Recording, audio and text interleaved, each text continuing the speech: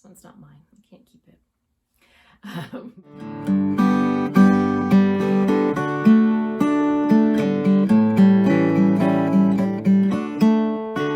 Hey everyone, welcome to episode 52 of the Hilo Stitch podcast. I'm your host Kristen, and I'm here to talk to you about, what else? Knitting. I will also be talking about all things knitting and yarn related, and maybe not so knitting and yarn related. So if you don't know me already, my name is Kristen Janik. I'm a semi-retired knitting pattern designer, knitting instructor, and all-around knitting enthusiast. I am podcasting to you from the Maryland suburbs of Washington, D.C., where I live with my husband and 2 little boys, and a very rambunctious dog named Thistle. When I am not knitting, sometimes that happens, you can find me sewing, vegetable gardening, reading, drinking wine, but it's mostly about the knitting, so let's go ahead and start talking about it.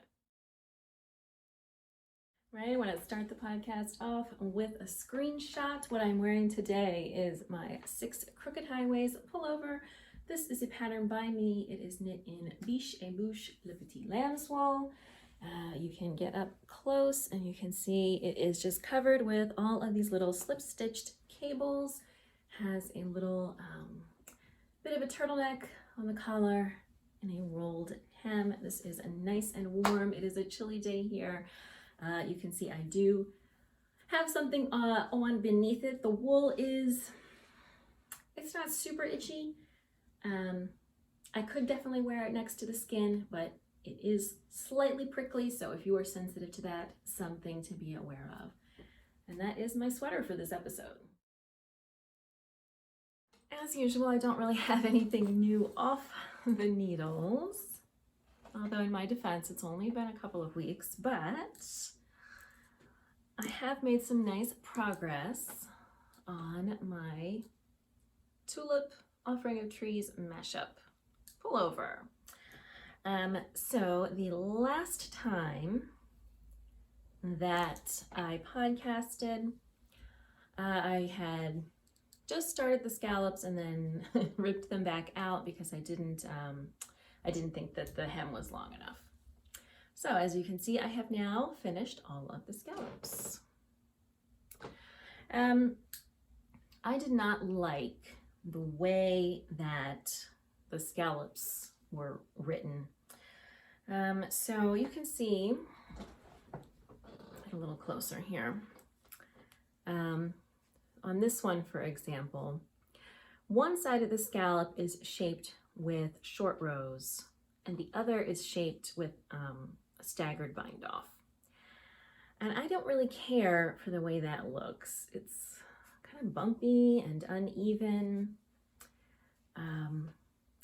So like this one looks really particularly not great. So I did that for a while and then eventually decided that it just did not look very nice. So at this point, which unfortunately is the back of the sweater, I decided to change things up and use short rows to shape both sides of my scallops. And I did that for the last 3, 4, 5 scallops. So I think this looks much nicer. You can see that it is more even on both sides. Now technically it is 1 stitch off. The way that the short rows worked, I ended up working 5 on one side of the scallop and 4 on the other, but it's really not noticeable. And then I just bound off 1 stitch in between each scallop. So I'm much happier. I mean, it's ribbing, so they both sides look the same, but I'm actually much happier with this. But not happier enough to rip all of them out and do them all again. I really do think it looks a lot better. It's unfortunate that I didn't really come up with this until I was on the back side of the sweater. From far away, it's not going to make much difference. You're really not going to be able to tell.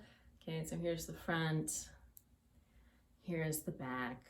You really cannot, see any noticeable difference. But if you were thinking about knitting this pattern, then I would definitely consider that when you go to make your own scallops.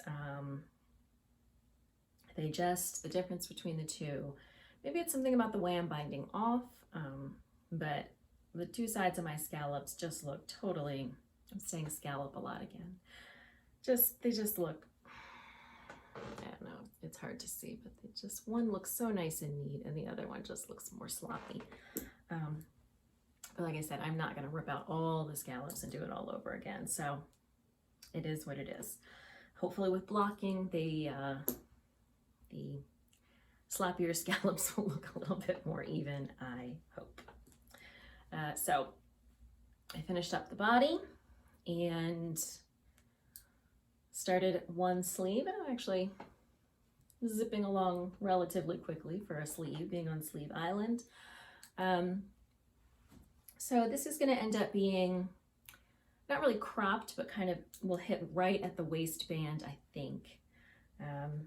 And again, as I said last time, I found the instructions for the hem confusing because it says to begin the hem when the sweater is 4 inches shorter than you want it to be. But when I did that, I realized that that was only going to give me like a 2-inch hem, where I don't know what happens to the other 2 inches. I don't know where that's supposed to come from. So I did add an extra inch to the hem, which gives me like a 3-inch hem. So still, once this is, let's say, blocked out a little bit, I think this is the waistband of my jeans is right here. So still loving this project, really hoping to finish it up while the weather is still cold. It is 24 degrees right now. So that is, that's about the coldest it's been this winter. And during the daytime, that's quite cold for around here. Certainly not the coldest ever, but quite chilly, especially with more recent winters. So it is also a little windy, which is not helping. And I'm a little sad that I don't have that sweater finished to wear just yet, but hopefully soon. That is about all I have been working on, I think. I actually have been working on a couple of other things, but I'm going to show them to you in an upcoming segments. But I think for on and off the needles, that's all I have to show you this time. I did finish something else, but I wanted to put it here in the Adelante segment because this is going to be a pattern. So I finished this big, what we're going to call a triangle shaped scarf for my dad. Again, this is a worsted weight brioche shawl. It's worked in 3 colors. So I started with blue and gray, and then I added the black in to replace, what did I replace? It's been so long I don't even remember. I started with the blue and gray, then this is the right side. I started with the blue and gray, with gray being the main color on what I would consider the front. Then I swapped the gray for the black, so then it's blue and black. When the blue ran out, I put the gray back in, so then it's black and gray on this side, and then it ends with just the black in a half fisherman's rib. Close up here. And then of course on the opposite side, it looks like the opposite. So on the wrong side, the blue is the main color, then keeps blue main color, black switches to being the contrast color, then the gray color becomes the main and the black becomes the contrast, and then finishes up black. So for this project I used Knit Picks High Desert Worsted, and this turned out quite large. So the original shawl that I did, it's around here somewhere. The original shawl that I did, I used the Brooklyn Tweed yarns, which are 140 yards per skein, 3 skeins, so that's only 420 yards. It's great to wrap around your neck. A little kind of, you can make a little shawlette out of it, but it doesn't have a whole lot of coverage if you want to wear it as a shawl. this could definitely be a shawl. Again, I don't remember the yardage on the High Desert Worsted, but I think it's more like 200. So this is more like a 600 yard shawl. So this is nice and big. I love this. I love the colors. Actually, these colors are probably more my style colors than the pink one, the other one that I did.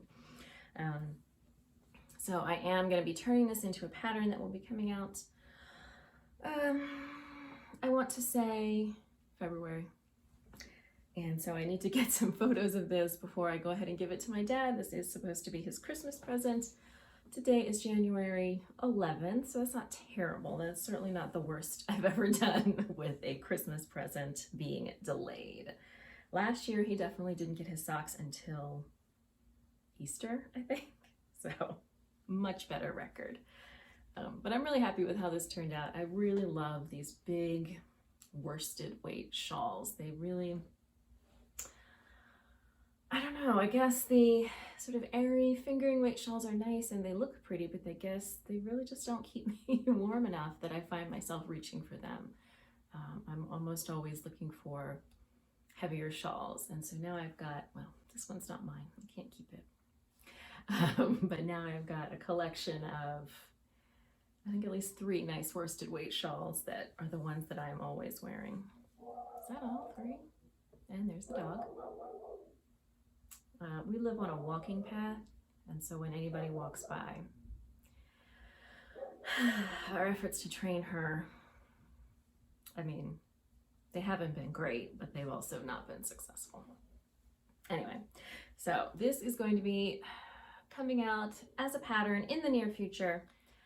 So if you follow me on Instagram and you've watched my reels, you might remember I did a reel about dropping a stitch in that shawl, which I realized after last episode of the podcast. And I did actually took a Vogue Knitting Live class about kind of fixing mistakes in brioche, but it was just so far back. I really didn't want to try to ladder down. You definitely can do that in brioche. It's a little tricky.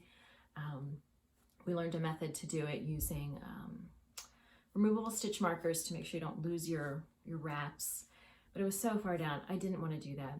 And it wasn't a completely dropped stitch. It was like a tiny thread of the stitch had made it through and the rest didn't.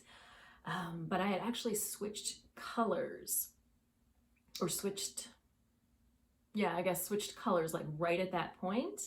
So there were some yarn ends nearby, and so I just kind of very carefully grabbed one of those and pulled it through that stitch so that it wouldn't go anywhere. And I mean, if you're looking for it, you can definitely see it, but the most important thing is that it is not going to unravel, and certainly my dad is not going to care about that either. So that is the next pattern that is going to be coming up. And I do have plans for a couple of sweaters that are going to be coming out this year, but no progress to report there at this point. News and events. I actually have an event to tell you about, and that is that we are going to do a knit along for the Miss Hats. So the knit along is going to start on Monday, January 17th, and it's going to run for 4 weeks and wrap up on Valentine's Day, February 14th. And if you finish your hat during the knit along, you're going to get a copy of that shawl pattern as a prize. So this is just going to kind of be pretty informal. Everything's going to be on Instagram. 4 weeks for the knit along, and each week I'm going to pop on Instagram Live at some point that I will announce ahead of time, and do like a demonstration of one part of the hat, and then answer any questions that people have.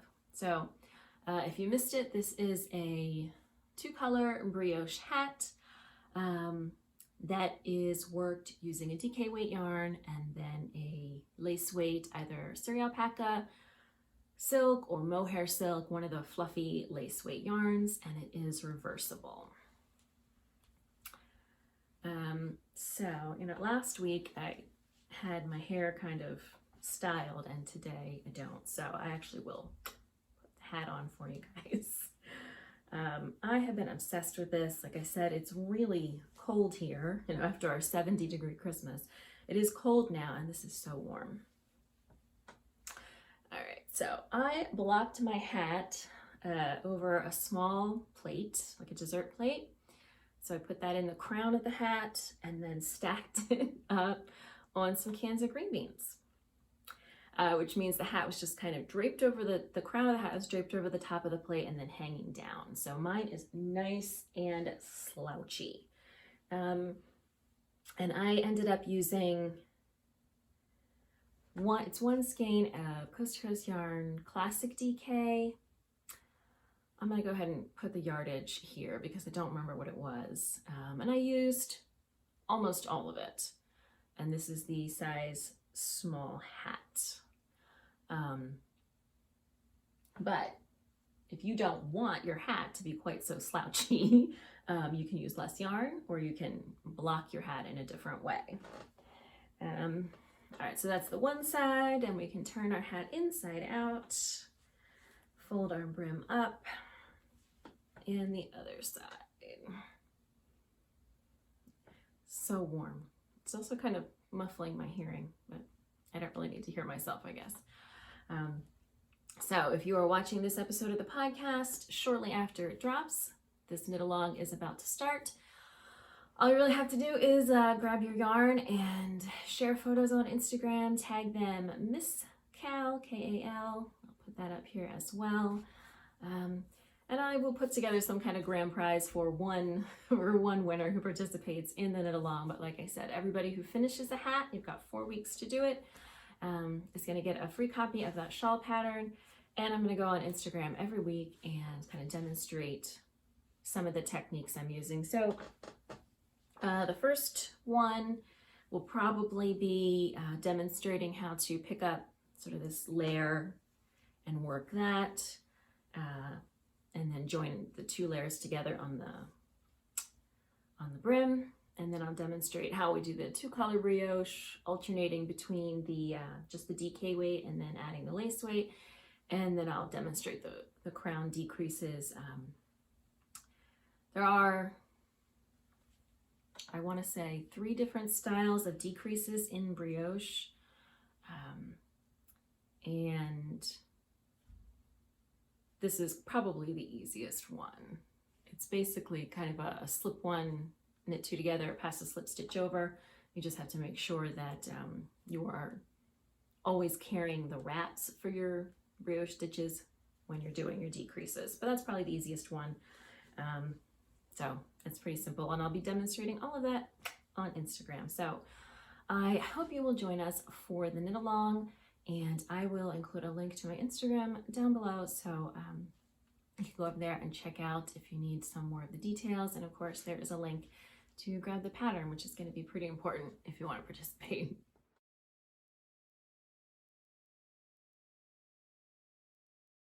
Well, my 2021 Make 9 was not much of a success. I finished a couple of projects from that, but I'm going to do one for 2022 anyway. I'm probably going to do one for sewing as well, but I'm going to just talk about the knitting one today. So I have put together my Make 9 for 2022, and I will go ahead and pop a photo in here.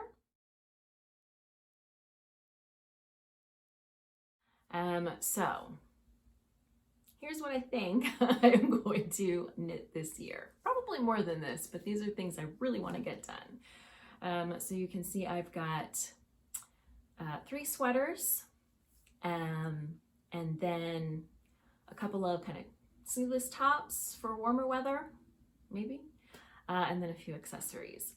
So I'm going to start with the project that I've actually already started. So I have already cast on the Snowy Forest pullover, and I haven't made a lot of progress. So I've just started with the collar. For this, I am using Fiber for the People yarn. Both of the yarns I'm using are in her Endor colorway, which is a very beautiful deep green. So the main yarn is her Hemp Merino Sport. So it is 70% organic merino wool and 30% hemp. And you can see it has this nice marled effect from the way the two different fibers take the dye, which I absolutely love, and I think is going to play really nicely with the big cables in this sweater. It's one of the reasons I picked it, because one of the there are two sample sweaters I think on the pattern page, and one of them is kind of a marled look. So that, and then the other is her Surrey Silky, which is a Surrey alpaca, which I find softer than the mohair. And again, this is the Endor, but it looks so much darker on this base. So I love the way this is working up so far. It is impossibly soft. I have not really started to do anything interesting yet, just the collar, which is in a 1x1 rib. The instructions say you are going to sew the top edge of your collar into the sweater. I'm not going to do that. I am going to pick up a stitch from the edge and knit it together with one stitch from the bottom to join them together before I start working the yoke of the sweater. An odd thing to say for somebody who has recently started sewing, but seaming, especially in knitting, it never looks good for me. Other people are very talented, but I am not when it comes to seaming in my knitwear. So I don't like to do it. I always think it ends up looking sloppy, and then I'm never happy with it. I also find that it tends to work its way loose much more easily than I would like. So I'm just going to skip that, and I'm going to go ahead and knit them together. I think it's going to work out okay. I'm a little concerned that it might create some very kind of rigid stitches along the collar. So I think what I'm going to do is to join the two edges together with the larger needle, and then go ahead and start the yoke. So I'm almost there. I need to make this 4 3/4 inches, and it's probably about 4 now, so I don't have too much more to do.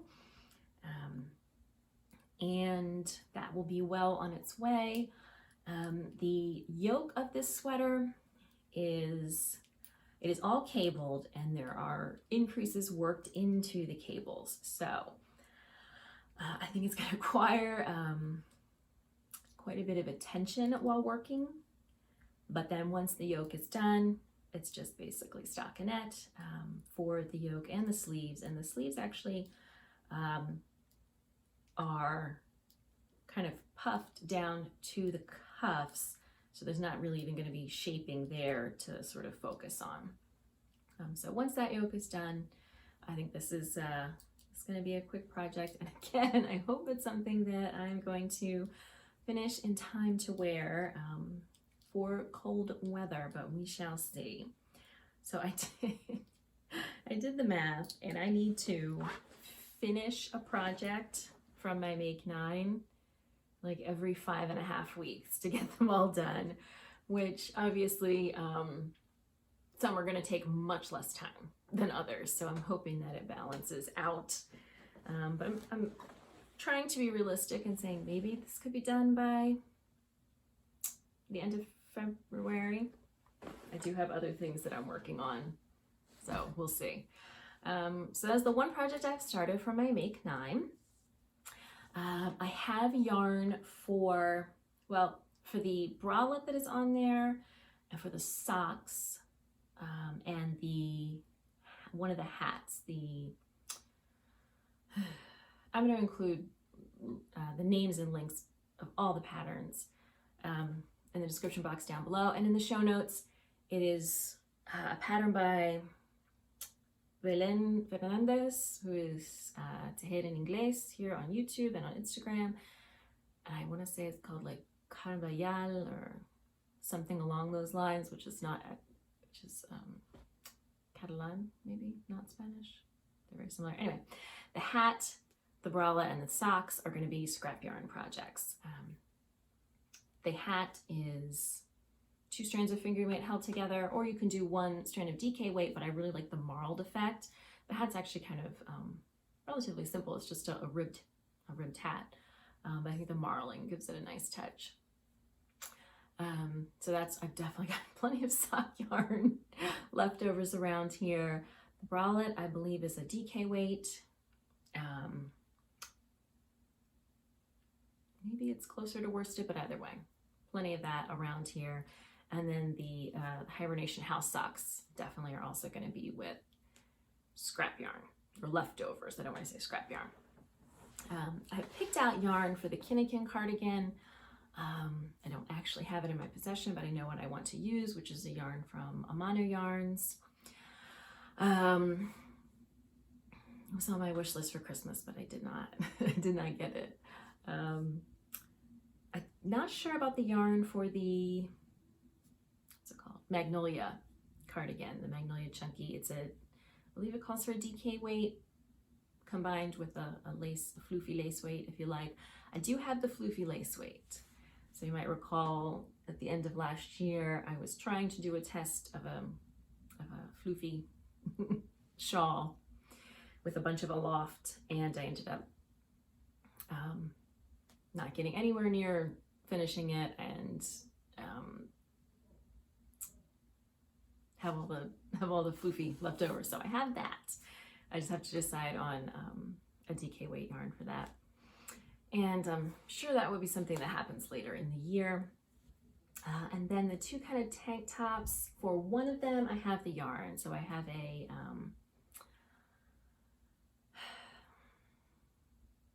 two skeins of the Equinox Sport from Magpie Fibers, which is I want to say a linen silk. That's going to be perfect for one of those. And then the last one is the Tiny Tux top, which has these kind of little pleats sort of along the shoulders. That calls for a kind of lace weight, or somewhere between lace and fingering weight silk. I don't have anything. I could just use, I think, a fingering weight yarn. I don't have two matching skeins of anything, and I would need two skeins.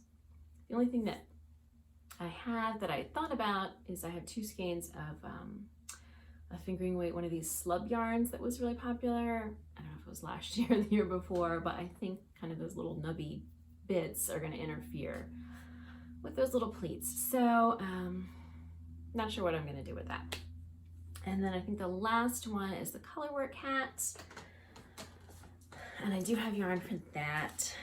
So you might remember when it was my birthday in October, I took myself shopping at Fiber Space in Alexandria, and I got these 3 skeins of Durham Natura Ulisse. I think those are going to work well for that. I don't need a hat really, but and I'm not a super colorwork person usually, but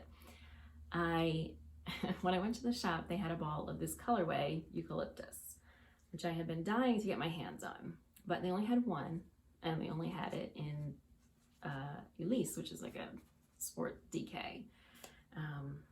So I couldn't really think of what I would do with one skein, so I went ahead and got coordinating colors to use in a project together, and then I found the hat. So I do have yarn for a few projects, and we'll see how it goes. So if you are also planning a Make 9, be sure to leave a comment. Let me know what you're planning to knit this year, and we can support each other in our ambitious goals for 2022. All right, I don't really have any sewing to show you this time. I sewed new masks for JJ, which was really disheartening because we have been in this pandemic for so long that he outgrew his masks. He is kind of in an age where he grows a lot. So when the pandemic started, he had just turned 7, and he's about to turn 9. But still, having to make new ones was sad to say the least. And we also just got an email from his school telling us he was near a kid that tested positive for COVID. He's fully vaccinated. He was wearing his new mask, so hopefully that nothing will happen, but I guess we'll just have to wait and see at this point. We do have him sort of signed up for, they've got weekly testing at his school. He signed up for that, so hopefully they caught cases early and he didn't have enough exposure. This just happened yesterday. Hopefully he didn't have enough exposure to catch anything, but I don't know. Anyway, what I do want to show you for sewing is some fabric I bought. So I've that makes sense.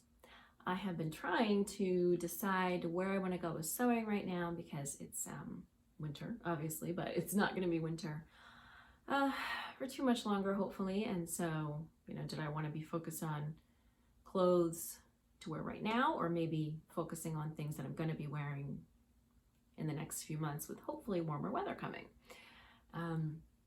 So one of the projects I decided I want to work on was the metamorphic dress. This is a pattern by Sew Liberated, and I will go ahead and pop a photo in here. So you can see this is a double layered dress, and if you wear it sort of one side facing out, it's one color, and if you flip it and wear the other side facing out, you get the second layer peeking out from underneath. I think this will be good for layering for upcoming months, varied weather, especially here in Maryland. It can be, 40 one day and 80 the next, and who knows. So I thought this would be a good project to maybe tackle in the near future, so I got some fabric. The pattern calls for a drapey fabric, perhaps it gives a couple of different options, and one of them was a linen rayon blend. So the first fabric I bought, my main color, if you will, is this fabric whose name I actually remember. This is Brussels Washer from Robert Kaufman. And this is a linen rayon blend that is yarn dyed. I don't know why it's called that. But as you can see, it's not like a uniform color. There's a little bit of variation in there. And this is just a nice neutral gray. So that is my main fabric. And then for my contrast color, I got this really cute linen rayon polka dot. So this is not black, it's looking black. It's actually a navy blue. And I am a fan of polka dots. I guess it's not technically polka dot because you can see they're more haphazard. They're not, kind of a uniform, but that'd be really cute. So I can either wear it with this sort of facing out as the whole color, or since this is going to be the underlayer, I can wear it with the gray facing out and this kind of peeking out from underneath, which is going to be really cute, I think. So, and then while I was shopping for that, I went ahead and picked up a new fabric that I wanted to try. This is called double gauze. I don't know what that means. I don't know how it is different from other cottons, but it is this really nice kind of black and white floral that I am planning to use for a shirt. So I have or a blouse, I guess, sounds nicer. I have a blouse in my list of projects to try, and it's kind of supposed to be more of a drapey, floaty, airy kind of piece. So I went ahead and bought some of this double gauze. So if I undo it all the way, you can see well, maybe you can't, but I can, because I can see the ring light right through it. So it's a very thin, it's nice and drapey. I don't know what's supposed to be special about double gauze, but we'll see when I sew it, I suppose. So those are some new fabrics that I have added to my little fabric stash, which still fits in one little storage container. What's it called? What are those called? Sterilite bin. So I did a little bit of fabric shopping. And then as far as what I am working on, I recently cut out the fabric for the Kemper top, and I'll put a photo in here. I was kind of seeing this as like a little date night shirt, blouse. And so this is the fabric that I got for it, and you can definitely see, I did not realize this was so see-through, but you can see my arm right through this. I think it's still gonna be okay if I wear black undergarments. So the reason I bought this is that it has this, these little textured, I think it's called Swiss dot. So it has these little textured dots on it. But when I bought it, you know, it was, what are those, what's the fabric thing called? The foldy thing where the fabric is folded, whatever that's called, bolt. On the bolt, it was very difficult to see how transparent this was. So it is definitely a little bit more see-through than I intended. Maybe that's appropriate for date night, I don't know. But that is the fabric I'm using, and I actually have quite a bit of it left over to maybe make another top with it as well. So I have cut out, I cut out the pattern pieces, and then I actually cut out the fabric for that using my new fabric scissors. And we'll hopefully start sewing on that this week. Valentine's Day is coming up. Maybe we'll have a date night. I don't know. Omicron is out of control. Going to a restaurant seems like a terrible idea. And it's not warm enough, obviously, to be eating outside. So I don't know about that, but that is in the works. And that is the sewing that I have for you this week. Thank you so much for joining me for episode 52 of the Hilo Stitch podcast. Show notes with everything that I've talked about in this episode can be found at mediaperuana.com/Hilo-Stitch. Special thank you to my Patreon patrons who help keep this podcast and the whole channel up and running. So if you are interested in supporting the podcast and maybe getting some perks and freebies and behind the scenes goodies, you can find more information at patreon.com/mediaperuana. Here on YouTube, please leave a comment, like, subscribe, all of those things that will help expand the reach of the channel. Everyone can enjoy all of these, maybe not the podcast, I don't know, maybe you enjoy it, but all of the free knitting tutorials that are here as well. Don't forget to join us for the Miss Hat Knit Along, which is starting on Monday, January 17th. If you are looking for me on social media, you can find me on Ravelry and Instagram as Media Peruana, and I'll see you next time.